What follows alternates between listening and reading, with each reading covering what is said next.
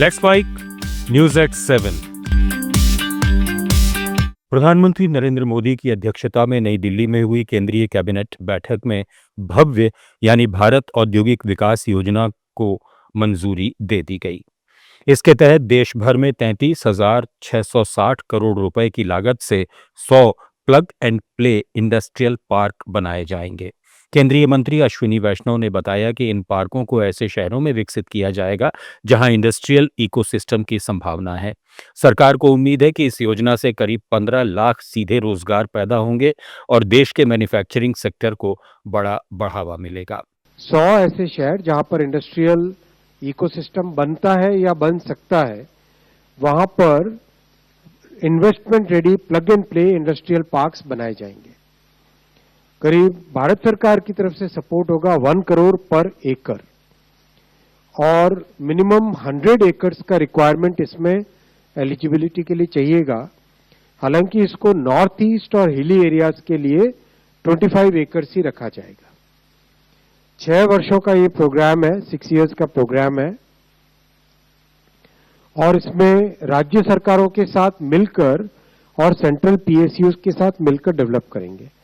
जो एलपीजी को लेकर केंद्र सरकार ने सख्त रुख अपनाया है। पेट्रोलियम और नेचुरल गैस मंत्रालय की जॉइंट सेक्रेटरी सुजाता शर्मा ने जानकारी दी है कि ऑयल मार्केटिंग कंपनियों यानी ओएमसी ने एक ही दिन में देश भर में एलपीजी डिस्ट्रीब्यूटर्स पर 2300 से ज्यादा सरप्राइज इंस्पेक्शन किए हैं। इन जांचों का मकसद ओवरचार्जिंग और कालाबाजारी पर लगाम लगाना है।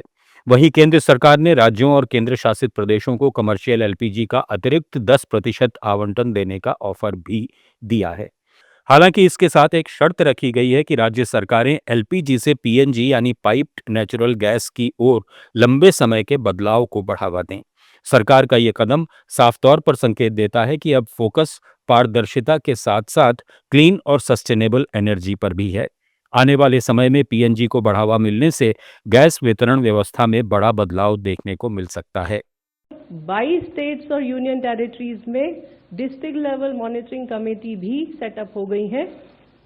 हमारी सभी स्टेट्स और यूनियन टेरिटरीज से रिक्वेस्ट है कि जहां पर कंट्रोल रूम सेटअप नहीं हुए हैं या district level monitoring committee setup नहीं हुई है, वहां तुरंत उन्हें सेटअप किया जाए।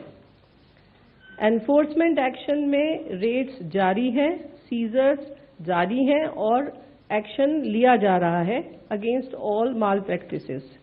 इसके अलावा पीएसयू ऑफिशियल्स की टीम भी एक्टिवेटेड है और लगभग कल 2300 रिटेल आउटलेट्स और एलपीजी डिस्ट्रीब्यूटरशिप्स पर सुप्रीम कोर्ट ने आईपैक दफ्तर पर ईडी की छापेमारी मामले में सुनवाई के दौरान पश्चिम बंगाल सरकार को कड़ा संदेश दिया है। राज्य सरकार ने ईडी की याचिका पर सुनवाई टालने की मांग की, जिस पर कोर्ट ने साफ कहा कि आप हम पर हुक्म नहीं चला सकते।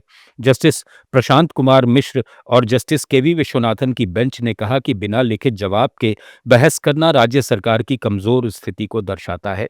कोर्ट ने ममता बनर्जी के रेड के दौरान मौके पर पहुंचने पर भी नाराजगी जताई और इसे असामान्य बताया। वहीं बंगाल सरकार ने मामले को संवैधानिक बताते हुए इसे 5 जजों की संवैधानिक पीठ को भेजने की मांग की है।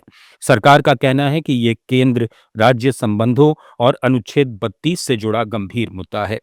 दूसरी ओर ईडी ने इसे सुनवाई टालने की कोशिश बताया है। अब इस मामले में आगे की सुनवाई पर सबकी नजरें टिकी हैं।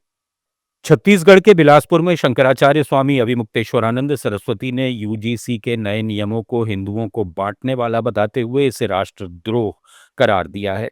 शंकराचार्य ने आरोप लगाया कि उनकी आवाज दबाने के लिए सत्तारूढ़ दल हिस्ट्री शीटरों का सहारा ले रहे हैं।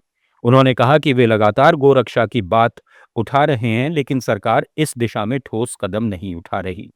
सनातन धर्म को लेकर उन्होंने कहा कि इससे बाहरी नहीं बल्कि अंदर के कालनेमियों से खतरा है। उत्तर प्रदेश के मुख्यमंत्री योगी आदित्यनाथ पर भी उन्होंने सीधा हमला बोला। उन्होंने कहा कि योगी को खुद को साबित करने के लिए 40 दिन का समय दिया गया था, लेकिन वे इसमें विफल रहे, इसलिए वे असली हिंदू नहीं हैं। हिंदू समाज को बांटने वाला कानून है, ये राष्ट्रद्रोह है। इस तरह का कानून किसी भी दशा में क्रियान्वित नहीं होना चाहिए। शायद ये पहली बार है कि न्यूज एट 7 में फिलहाल इतना ही। जुड़े रहिए लेट्स माइक के साथ।